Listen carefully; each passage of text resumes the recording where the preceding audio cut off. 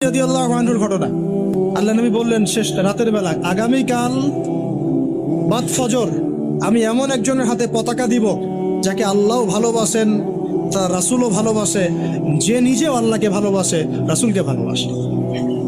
সব সাহাবীরা আকাঙ্ক্ষা করলেন যে আমি হব সেই। ওমর ইবনে খাত্তাব মনে করছেন আমি মনে হয় সেই সাহাবী। সকালে উঠে নবী সাল্লাল্লাহু আলাইহি ওয়াসাল্লাম বলছেন, সাল্লাল্লাহু আলাইহি ওয়াসাল্লাম, আলী ইবনে আবি তালিব কোথায়? নামাজে আসলেই কেন? বলা হলো তার চোখ উঠেছে, চোখে অনেক প্রবলেম, চোখ ফুলে গেছে, কষ্টে আসতে পারে না, ডেকে নিয়ে আসা হলো। নবী সাল্লাল্লাহু আলাইহি ওয়াসাল্লাম মুখের লালা থুতু এভাবে নিয়ে তার চোখে লাগিয়ে দিলেন। আলী ইবনে আবি তালিব বলছেন আগে এই চোখে যা দেখতে পারতাম না তাও দেখতে পারা শুরু করল। পতাকা দিলেন, খায়বারে যাও। খায়বারে নামুস দুর্গ জয় হচ্ছিল না। কোন দুর্গ? নামুস। খায়বারে যাও, ওখানে মারহাব একজন সেনাপতি আছে।